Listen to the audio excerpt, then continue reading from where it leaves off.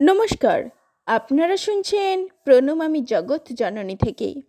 গতকাল আমরা শুনেছি সুভাষচন্দ্র বসু বলেছেন স্বামী বিবেকানন্দই বর্তমান বাংলার স্রষ্টা। এখন আমরা শুনব তিনি স্বামী বিবেকানন্দকে নিয়ে আরও কি বলেছেন। আর দেরি না করে শুরু করছি। শ্রী রামকৃষ্ণ ও স্বামী বিবেকানন্দের কাছে আমি যে কত ঋণী তাহা ভাষায় কি করিয়া প্রকাশ করিব। তাহাদের পূর্ণ প্রভাবে আমার জীবনের প্রথম উন্মেষ। নিবেদিতার মতো আমিও মনে করি যে রামকৃষ্ণ ও বিবেকানন্দ একটা অখণ্ড ব্যক্তিত্বের দুই রূপ। আজ যদি স্বামীজি জীবিত থাকিতেন, তিনি নিশ্চয়ই আমার গুরু হইতেন, অর্থাৎ তাকে নিশ্চয়ই আমি গুরুপদে বরণ করিতাম। যাহা হোক, যতদিন জীবিত থাকিব ততদিন রামকৃষ্ণ বিবেকানন্দের একান্ত অনুগত ও অনুরক্ত থাকিব, এ কথা বলাই বাহুল্য। স্বামী বিবেকানন্দের বহুমুখী প্রতিভার ব্যাখ্যা করা বড় কঠিন।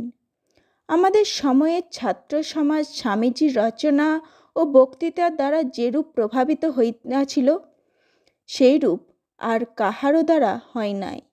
তিনি যেন সম্পূর্ণভাবে আমাদের আশা ও আকাঙ্ক্ষাকে ব্যক্ত করিয়াছিলেন।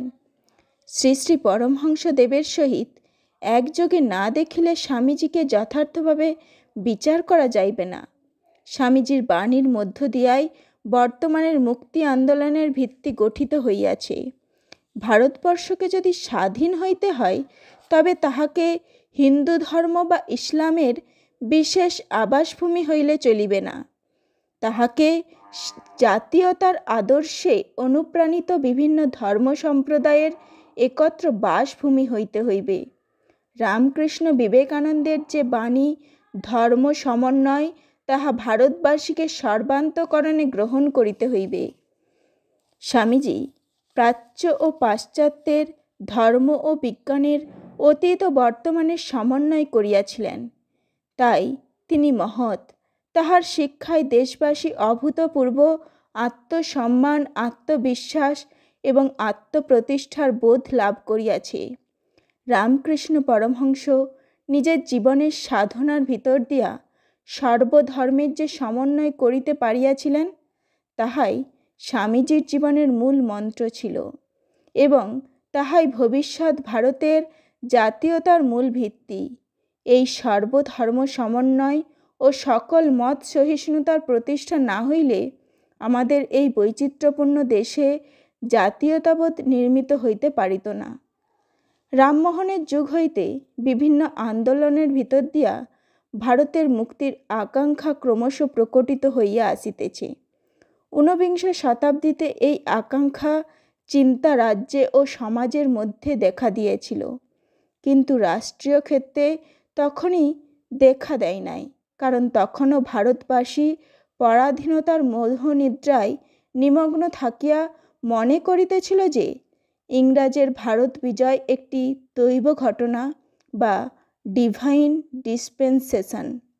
ঊনবিংশ শতাব্দীর শেষ দিকে এবং বিংশ শতাব্দীর প্রারম্ভে স্বাধীনতার অখণ্ড রূপের আভাস রামকৃষ্ণ বিবেকানন্দের মধ্যে পাওয়া যায়। Freedom is the song of the soul. এই বাণী যখন স্বামীজির অন্তরে রুদ্ধ দুয়ার ভেদ করিয়া নির্গত হয়, তখন তাহা সমগ্র দেশবাসীকে মুগ্ধ ও উন্মত্ত প্রায় করিয়া তোলে। তাহার সাধনার ভিতর দিয়া, আচরণের ভিতর দিয়া, কথা ও বক্তৃতার ভিতর দিয়া এই সত্যই বাহির হইয়াছিল।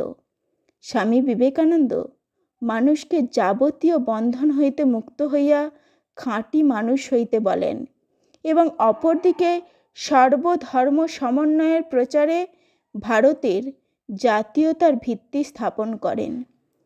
ভগিনী নিবেদিতা তার the master as I saw him পুস্তকে বলেছেন, the queen of his adoration was his motherland, অর্থাৎ তার আরাধনায় দেবী ছিল তার মাতৃভূমি। পুরোহিত উচ্চবর্ণ এবং বণিক শ্রেণীর বিরুদ্ধে তিনি তার লেখায় আক্রমণ চালিয়েছিলেন। সেসব কথা বলা এখন সর্বশ্রেষ্ঠ গোঁড়া সমাজতান্ত্রিকের পক্ষেও বিশেষ প্রশংসার বিষয়। আপনারা যাকে আধ্যাত্মিক ভণ্ডামি বলতে পারেন, স্বামীজির মধ্যে তার বিন্দু মাত্র আভাসও ছিল না। তার চোখে এসব অসহ্য বোধ হতো। বক ধার্মিকদের উদ্দেশ্য করে তিনি বলতেন, salvation will come through football and not through Gita. নিজে বৈদান্তিক হয়েও তিনি ভগবান বুদ্ধের পরম ভক্ত ছিলেন। একদিন তিনি বুদ্ধ সম্বন্ধে এমন অনুরাগ ও উৎসাহের সঙ্গে কথা বলছিলেন যে একজন তাকে জিজ্ঞাসা করলেন, স্বামীজি, আপনি কি বৌদ্ধ? তৎক্ষণাৎ তার মন ভাবাবেগে উচ্ছ্বসিত হয়ে উঠল। তিনি কম্পিত কণ্ঠে বললেন, কি বৌদ্ধ? আমি বুদ্ধের সেবকের সেবক, তস্য সেবক।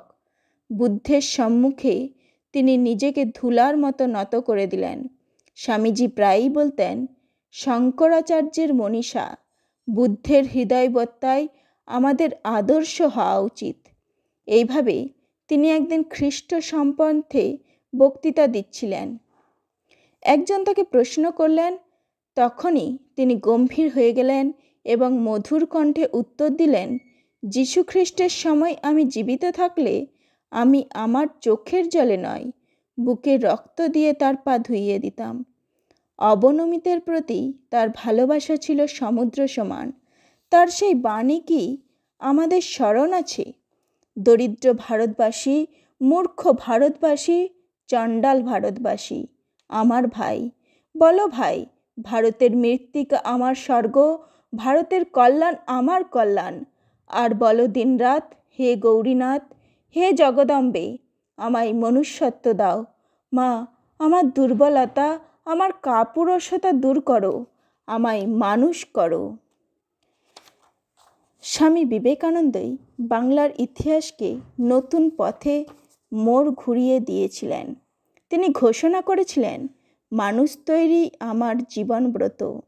মানুষ তৈরির ব্যাপারে স্বামী বিবেকানন্দ কোনো বিশেষ সম্প্রদায়ে তার মনোযোগ সীমাবদ্ধ রাখেননি।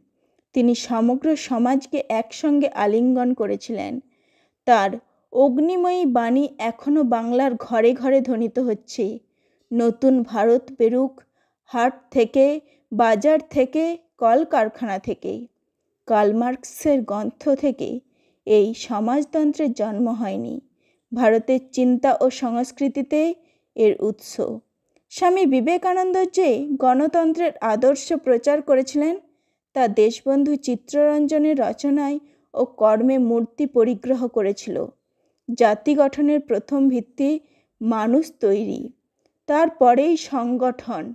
স্বামীজি ও অন্যান্যরা মানুষ তৈরি করতে চেষ্টা করেছেন এবং দেশবন্ধু চেয়েছেন রাজনৈতিক সংগঠন। আমাদের হীন মনোবৃত্তির কথা বলিবার সময়ে আর একটি বিষয়ের উল্লেখ না করিয়া পারি না।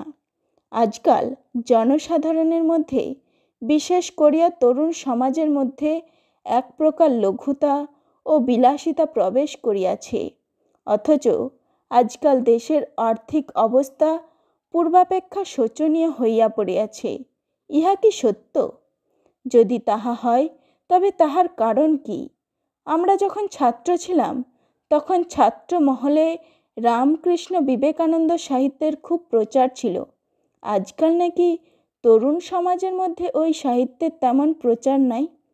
তার পরিবর্তে নাকি লঘুত্বপূর্ণ এবং সময়ে সময়ে অশ্লীলতাপূর্ণ সাহিত্যের খুব প্রচার হইয়াছে। একথা কি সত্য? যদি সত্য হয় তাহা হইলে ইহা অত্যন্ত দুঃখের বিষয়। কারণ মনুষ্য সমাজ যেরূপ সাহিত্যের দ্বারা পরিপুষ্ট হয় তার মনোবৃত্তি তদ্রূপ গড়িয়া ওঠে। চরিত্র গঠনের জন্য রামকৃষ্ণ বিবেকানন্দ সাহিত্য অপেক্ষা উৎকৃষ্ট সাহিত্য আমি কল্পনা করতে পারি না। নমস্কার, আজ এখানেই শেষ করছি। পরবর্তী প্রণমামী জগৎজননীর আলোচনা পাবেন আগামী সোমবার ঠিক সন্ধ্যা 6টায়। ততক্ষণ সকলে ভালো থাকুন এবং লাইক, শেয়ার, কমেন্ট ও সাবস্ক্রাইব করে শুনতে থাকুন প্রণমামী জগৎজননীর আলোচনা। ধন্যবাদ।